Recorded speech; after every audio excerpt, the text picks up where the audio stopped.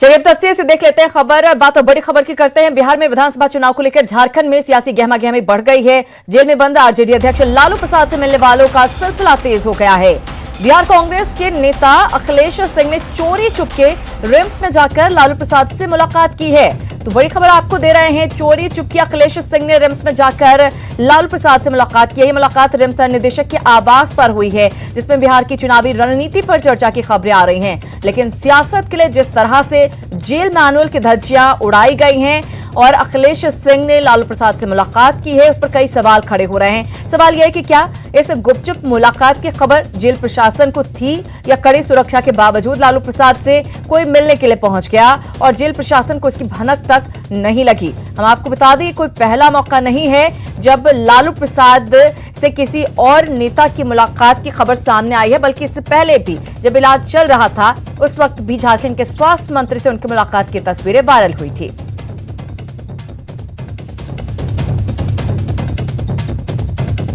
तो रांची में सजायाफ्ता लालू प्रसाद से गुपचुप मुलाकात पर कई सवाल भी खड़े हो रहे हैं कि आखिर किसके इशारे पर लालू प्रसाद का सज रहा है दरबार। आखिर कैसे मुलाकात वो किसी से कर सकते हैं जबकि वो सजायाफ्ता? क्या जेल प्रशासन से मुलाकात की अनुमति ली गई थी? बड़ा सवाल है कि जेल प्रशासन को क्या खबर नहीं थी इस मुलाकात की? कड़ी सुरक्षा में लालू से बिना अनुमति मुलाकात आखिर कैसे संभव है? ये तमाम सवाल उठ रहे हैं इस मुलाकात के बाद। तो बिहार में चुनावी हलचल है, लेकिन झारखंड में भी इसको लेकर किस तरह से हलचल हुई है? ओम प्रकाश हमारे साथ जुड़े हैं, उनसे लेंगे ज्यादा जानकारी। ओम प्रकाश, एक बार फिर से तस्वीरें सामने आ रही हैं, चोरी चुपके अखिलेश सिंह पहुंचे हैं और लालू प्रसाद से मुलाकात की है। क्या जेल प्रशासन को इसकी खबर है?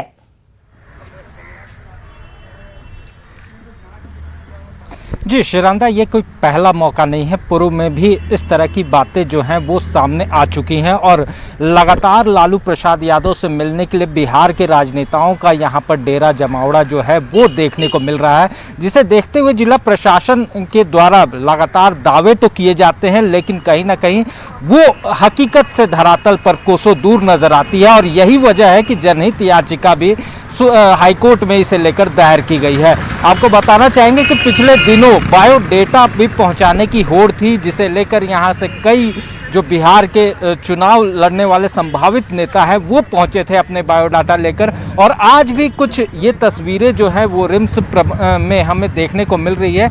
कई लोग जो है वो बिहार से हो या फिर झारखंड के भी वो यहाँ पर पहुँच रहे हैं और कहीं ना कहीं बिहार चुनाव को लेकर जो रणनीति है, जो टिकटों को लेकर जो होड़ है, वो यहाँ पर इन दिनों जो है उनका दरबार जो है वो लगातार सज रहा है। यही वो रिम्स का कॉटेज है जहाँ पर लालू प्रसाद यादव को रखा गया है। हालांकि फिलहाल अभी तो कई लोग यहाँ पर मौजूद नहीं हैं, लेकिन साफ तौर से जो सुबह से जो तस्वीरें हमें देखने को मिली उसमें साफ तौर से कई लोग यहाँ पर पहुंचे हुए थे और लालू प्रसाद यादव से मुलाकात का प्रयास भी किया था। और मामले को लेकर हालांकि जेल प्रशासन से उन्हें अनुमति नहीं मिली है, लेकिन कई लोग जो हैं वो इस दौरान गुपचुप तरीके से लालू प्रसाद यादव से मिल रहे हैं। सवाल उठता है कि वहां पर सुरक्षा में लोग लगे हुए हैं, बताया जा रहा है कि यहाँ पर कड़ी सुरक्षा व्यवस्था की गई है, बावजूद इसके यहाँ पर क्या किसी को भी एंट्री दे दी जा रही है? किससे परमिशन लेकर वहां पर मौजूद सुरक्षा कर्मियों ने अखिलेश सिंह को या फिर किसी भी और लोग जिनके बारे में आप बात कर रहे हैं उन्हें भीतर जाने दिया, लालू प्रसाद से मुलाकात करने के लिए दिया?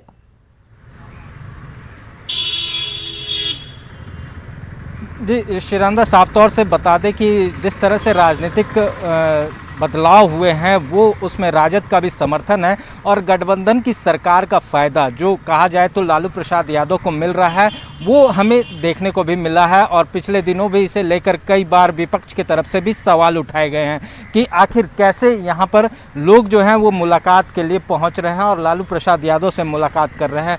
कुछ इन तस्वीरों के सहायता से भी हम दिखाने की कोशिश कर रहे हैं कि अभी भी लोग जो हैं वो यहाँ पर जमे हुए हैं।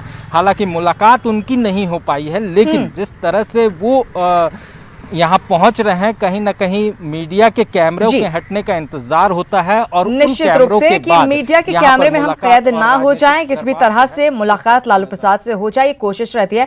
बहुत धन्यवाद ओम प्रकाश इस बातचीत और जानकारी के लिए। तो बिहार में सियासी हलचल तेज है, ऐसे में लालू प्रसाद की बिहार की राजनीति में अहमियत को नकारा नहीं जा सकता और यही वजह की तमाम कोशिशें की जाती हैं उनसे मुलाकात करने की और आगे आने वाले चुनाव को लेकर रणनीति बनाने की, लेकिन ऐसे में नियमों को ताक पर रख दिया जाता है। चलिए खबरों में आगे बढ़ेंगे।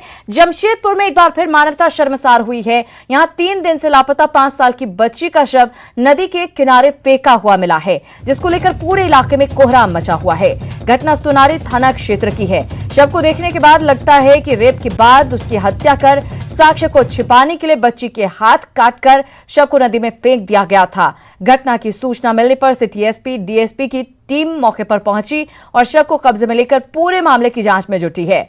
बच्ची की मां का आरोप है कि उसके पति की ही सौतेली बच्ची पर गलत नजर थी और 3 दिन पहले घुमाने की बात कहकर बच्ची को वो कहीं लेकर गया था, जिसके बाद से वो गायब थी। 1 दिन पहले ही बच्ची के सौतेले पिता को हिरासत में लिया गया था। अभी नदी के किनारे उसकी डेड बॉडी मिली है। डेड बॉडी देख कैसा लग रहा है जैसे फूली हुई हो, पानी में डूबी हुई हो, लेकिन एक हाथ की कलाई मिसिंग है उसका। क्या लगता है? ये देखिए मेडिकल बोर्ड से हम लोग इसका पोस्टमार्टम करवाएंगे, उसके बाद सारी चीज़ें क्लियर होगी। आशीष हमारे साथ जुड़े हैं, उनसे लेंगे ज्यादा जानकारी। आशीष, सौतेले पिता को पुलिस ने हिरासत में लिया है, उससे पूछताछ की गई है, क्या सच्चाई सामने आ सकी है? क्या वही शख्स है जो कि अपनी सौतेली बेटी को लेकर गया और इस कुकृत्य को अंजाम दिया? ये आपको बता कि ये सौतेले पिता को कल ही हिरासत में ले लिया गया था और आज सुबह बच्ची का शव बरामद हुआ। हालांकि पुलिस अभी उससे पूछताछ कर रही है और अभी ये नहीं खुलासा हो पाया है कि पिता ने भी इस घटना को अंजाम दिया है, मगर जैसा कि उनके मामा मामी का कहना है कि ये गंदी नजर रखा करता था, सौतेला पिता था और कई बार ये गलत हरकत करता था बच्ची के साथ, जिसके बाद ये 3 दिन से ये बच्ची लापता थी।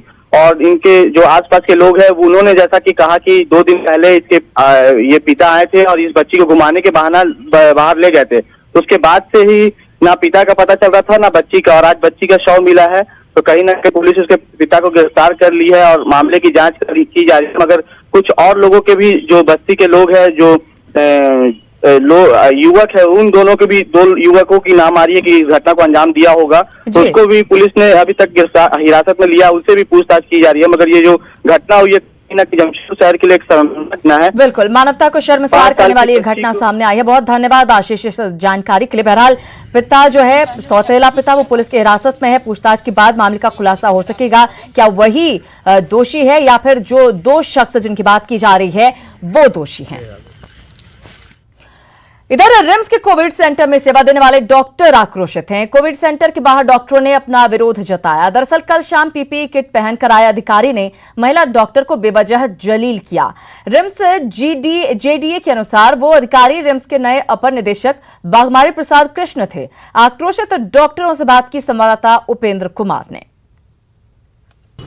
रिम्स के डॉक्टर कोरोना वॉरियर्स की भूमिका में हैं और कल जब स्वास्थ्य मंत्री यहां से डिस्चार्ज होकर जा रहे थे तो इन लोगों की कामों की प्रशंसा भी की थी कि जिस तरह से ये सेवा कर रहे हैं कोरोना पीड़ितों का, ये प्रशंसा के पात्र हैं। लेकिन अभी तमाम जूनियर डॉक्टर्स हैं वो आक्रोशित हैं, नाराज हैं, गुस्से में हैं। इसकी क्या वजह है? क्यों जो डॉक्टर्स हमेशा 24 घंटे कोरोना पीड़ितों की सेवा में लगे हुए हैं, आखिर क्यों यहाँ पर एक साथ इकट्ठे हुए हैं, जानने के लिए अभी हम यहाँ पर हैं। हम लोग अपने आप को एक्सपोज करके, अपनी फैमिलीज को एक्सपोज करके अगर हम लोग ड्यूटी कर रहे हैं तो मुझे एडमिनिस्ट्रेशन के साइड से कोई इंटरफेरेंस नहीं चाहिए। पहचान नहीं सकी कि वो कौन अधिकारी थे? फेस पूरा कवर्ड था तो मैं पहचान नहीं पाई। मुझे बाद में पता चला। परिचय नहीं दिया? ना, बिल्कुल परिचय नहीं दिया उन्होंने। आपने पूछा नहीं कि आप हैं कौन, ये बताइए हमें? पूछा, पर उन्होंने मुझे वही बोला, मेरे ऊपर ही सवार हो गए कि आप नहीं बोल सकते हैं, you are not allowed to speak. 24 घंटे लगातार सेवा देते, 24 घंटे सेवा दो, 7 दिन पर लगातार रहो, ठीक है। उसके बावजूद कोई वॉशरूम नहीं जा सकता है, कोई खाना नहीं खा सकते, तो बहुत गलत है। अब आपको पता ही होगा, आप जितने भी मरीज जा रहे छुट्टी के, जो स्वास्थ्य मंत्री हो, जज हो, चाहे जो भी हो, सबका इलाज कर आप किसी से पूछ सकते हैं। अगर किसी के साथ डॉक्टर से कोई मिसबिहेव हो रहा है, अब बिना जाने सुने इस टाइप से करना, ये तो बहुत गलत है। और जब मैंने पता किया तो पता चला कि कोई वाघमारे करके आए हैं, कल ही एडिशनल डायरेक्टर पोस्ट पे नियुक्त हुए और कल ही आते साथ तेवर दिखाना गलत है। जो काम कर उस पर तेवर दिखा कर आप क्या शो करना चाहते हैं? आप देख सकते हैं कि किस तरह का आक्रोश है, खास करके जो कोरोना में ड्यूटी दे रहे हैं जूनियर डॉक्टर्स, उनका साफ उन्होंने कहा कि जो अपर निदेशक बागमारे हैं वो माफ़ी मांगे, नहीं तो वो लोग काम भी बाधित कर सकते हैं। कैमरामैन अमित के साथ उपेंद्र, न्यूज 18 रांची। तो डॉक्टरों की नाराजगी इसी वजह से कि 24 घंटे काम करते हैं, उसके बाद भी ये बेइज्जती उन्हें सहनी पड़ रही है। इधर कोरोना संकट के बीच अस्पतालों में इलाज के दौरान मरीजों की मौत और उसको लेकर डॉक्टरों के साथ दुर्व्यवहार और अस्पताल में हंगामे से डॉक्टर समाज बेहद आहत है। जमशेदपुर में आईएमए से जुड़े डॉक्टरों ने कहा कि संकट के इस दौर में डॉक्टर जान पर खेलकर मरीजों का इलाज कर रहे हैं, फिर भी उन्हें बदनाम किया जा रहा है। कोरोना को हवा बताकर कई आरोप लगाए जा रहे हैं, जबकि डॉक्टर पूरी निष्ठा के साथ समाज की सेवा में जुटे हुए हैं और इसकी वजह से कई डॉक्टर कोरोना की चपेट में भी आ रहे हैं, लेकिन ठीक होते ही वो फिर तुरंत लोगों की सेवा में जुट जा रहे हैं। ऐसे में लोग कोरोना को हल्के में ना लें और अस्पताल और डॉक्टरों को भी बदनाम ना करें।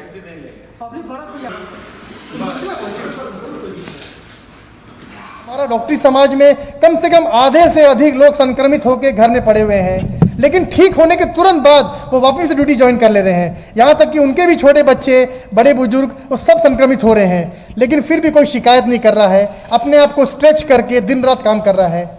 ऐसे में हमें पीड़ा होती है, हमें दर्द होता है जब हम पे इस तरह के इल्जाम लगाए जाते हैं, हंगामा किया जाता है, हमें गालियाँ दी जाती है। राज्य में कोरोना से सरकारी दफ्तरों का कामकाज प्रभावित हुआ है। कई कर्मचारियों के संक्रमित पाए जाने के बाद जेपीएससी के दफ्तर को 2 दिन के लिए बंद कर दिया गया है, जिससे अपने काम को लेकर बाहर से आने वाले लोगों को परेशानी हो रही है। यहां का जायजा लिया है संवाददाता भुवन किशोर झा ने। राज्य में कोरोना का कहर जारी है और लगातार सरकारी विभागों में कोरोना का संक्रमण फैल रहा है। जो कर्मी हैं वो संक्रमित हो रहे हैं, जिसके कारण से कामकाज बाधित हो रहा है। अभी हम हैं जेपीएससी दफ्तर के समीप में। जेपीएससी दफ्तर में करीब 22 कर्मी ऐसे हैं जो कि कोरोना पॉजिटिव पाए गए हैं। उसके बाद पूरी तरह से दफ्तर को सील किया गया है और यहाँ पे जो कामकाज हैं वो कुछ दिनों के लिए अभी बाधित की गई है। सैनिटाइज करके ऑफिस परिसर को फिर से कामकाज यहाँ पर शुरू किया जाएगा, लेकिन फिलहाल अभी जो है वो दफ्तर में प्रवेश करने की अनुमति नहीं दी गई है। हम लोग को आदेश दिया गया था सर, आज और कल 2 दिन बंद है, शुक्रवार को फिर खुलेगा। उसके बाद आगे का जो बताया जाएगा हम लोग आदेश देंगे सर। मुझे आज का डेट दिया गया था, मैं इसकी कॉपी लेकर आरटीआई के तहत, परंतु जब आज आ रहा हूँ तो बता रहे हैं कि ऑफिस बंद हो गया है। अब मैं आया हूँ जमशेदपुर से, तो फिर मुझे वापस जाना पड़ेगा। जो लोग यहाँ पर आ रहे हैं तो उनको परेशानी तो थोड़ी हो रही है, लेकिन कोरोना संक्रमण से बचने के लिए ये कदम जरूर उठाया गया है और लोगों से दफ्तर के अंदर में प्रवेश नहीं करने की सलाह दी गई है। कैमरा पर्सन राजीव के साथ भुवन किशोर झा, न्यूज 18 रांची। इधर कोरोना के कहर के बीच बसें और टैक्सी सभी पर रोक थी, लेकिन उसके बाद अब छूट मिली है। लेकिन आधी सवारी बिठाने की शर्त पर टैक्सी सेवा को मंजूरी दी गई है, जिसके बाद रांची टैक्सी मेंस यूनियन ने किराए को 2 गुना कर दिया है। अब यात्रियों को 2 गुना भाड़ा देकर सफर करना होगा। रांची से रामगढ़ के लिए 60 रुपए की जगह अब 120 रुपए भाड़ा देना होगा। वहीं रांची से ओर मांझी के लिए 25 रुपए की जगह अब 50 रुपए यात्रियों को चुकाने होंगे। भाड़ा जहाँ 60 रुपये था वहाँ 120 रुपये में रामगढ़ में गाड़ी भेज रहे हैं और पूरा मास्क का इंतजाम कर रहे हैं, सैनिटाइजर का इंतजाम कर रहे हैं, प्लस तापमान जांच करेंगे तभी गाड़ी में उसको बैठाएंगे। खबर लोहरदगा से, जहां भंडरा में साल 2005 में मिनी आईटीआई का निर्माण कराया गया था, लेकिन 15 साल बाद भी ये चालू नहीं हो सका है। ऐसे में करीब 25 लाख की लागत से बना ये भवन जुआरियों का अड्डा बनकर रह गया है। यहां का जायजा लिया है हमारी सहयोगी अदिति सिन्हा ने। लोहरदगा जिला के भंडरा प्रखंड में 2005 में मिनी आईटीआई का निर्माण शुरू तो किया गया था, परंतु उसके बाद प्रशिक्षण आज तक शुरू नहीं किया गया है। हर युवा का सपना होता है कि वह किसी न किसी क्षेत्र में प्रशिक्षण प्राप्त कर रोजगार से जुड़ अपने परिवार का भरण पोषण में सहयोग करे। इसी उद्देश्य को पूरा करने के लिए भंडरा प्रखंड कार्यालय में भी 2005 में ग्रामीण विकास विभाग द्वारा 25 लाख रुपए की लागत से मिनी ITI का निर्माण कराया गया था। देखते ही देखते 15 साल गुजर गए हैं, पर ITI भवन में युवाओं का ना ही नामांकन हुआ है और ना ही किसी को प्रशिक्षण प्राप्त हुआ है, बल्कि प्रखंड कार्यालय में बनी मिनी ITI भवन खंडर में तब्दील हो गई है। इससे युवाओं को प्रशिक्षण प्राप्त कर रोजगार मिलने का सपना सिर्फ सपना ही बनकर रह गया है। इससे प्रखंड के लोगों में काफ़ी खुशी देखी जा रही थी। युवाओं को मिनी ITI के बनने से प्रशिक्षण प्राप्त कर रोजगार प्राप्त होने की आश लगी हुई थी, जो अब पूरे तरीके से नहीं हो सकी है, बल्कि मिनी ITI भवन आजकल जुआरियों का अड्डा ज़रूर बन गया है। और कहीं ना कहीं इसे हम यह भी कह सकते हैं कि इससे विभागीय लापरवाही सामने आ रही है, जिससे आज तक युवाओं को प्रशिक्षण से अवगत नहीं कराया गया है। लोहरदगा से न्यूज़ 18 के लिए अदिति सिन्हा। उधर साहिबगंज में शहरी पेयजल आपूर्ति योजना के समय पर पूरा होने पर संशय बरकरार है। पिछले 8 साल से चल रहा काम आज भी अधूरा है, जबकि इसी साल दिसंबर में इस योजना के शुरू करने का लक्ष्य रखा गया है, लेकिन बार बार इस योजना में कई तरह की अड़चनें आती रही हैं। कभी निर्माण एजेंसियों की कार्यशैली के कारण सालों तक काम ठप रहा। काफी मशक्कत के बाद नए सिरे से टेंडर करवाकर काम शुरू करा गया, तो कोरोना की वजह से अब काम ठप पड़ गया। जायजा लिया हमारे सहयोगी निशांत ने। जिले के एक महत्वाकांक्षी योजना में शहरी पेयजल आपूर्ति योजना है, जहां आप देखें कि इसी साल 2020 में दिसंबर माह में इस योजना को पूरा होना था, लेकिन काम की जो सुस्त रफ्तार है, इससे इस बात पर संशय है कि दिसंबर महीने में ये काम जो है पूरा हो सकेगा।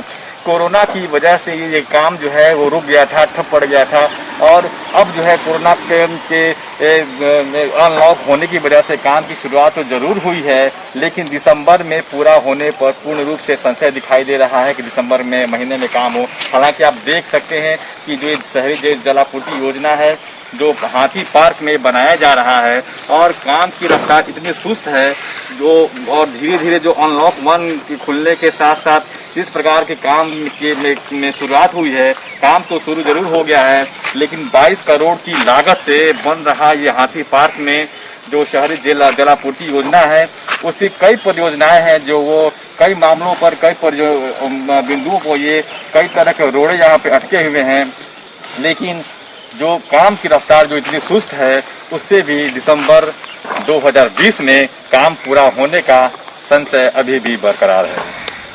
निशांत, न्यूज़ 18 साहिबगंज।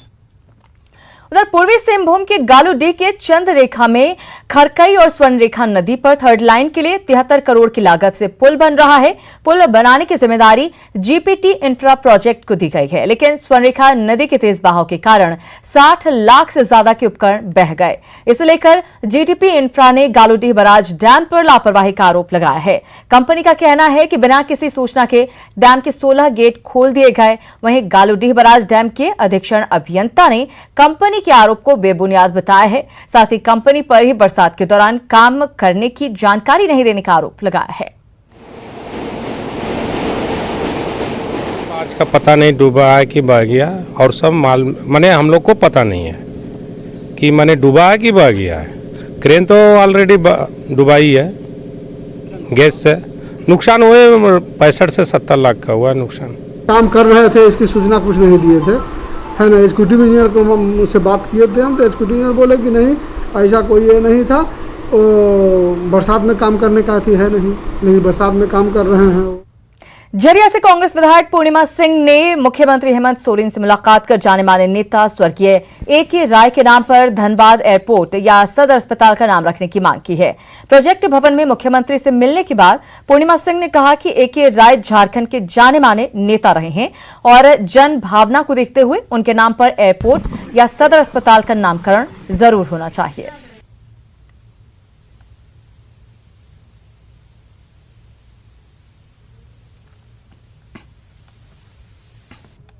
माननीय ए.के. राय जी थे हमारे पूर्व सांसद धनबाद के और 3 बार के विधायक रह चुके हैं, और उन्होंने वाकई में राजनीति में नए जो है कीर्तिमान गढ़े हैं। ऐसे व्यक्ति के लिए मैंने जो है एक डिमांड रखी थी कि हमारे यहाँ या तो सदर अस्पताल का या जो हवाई अड्डा है उनके नाम पे किया जाए।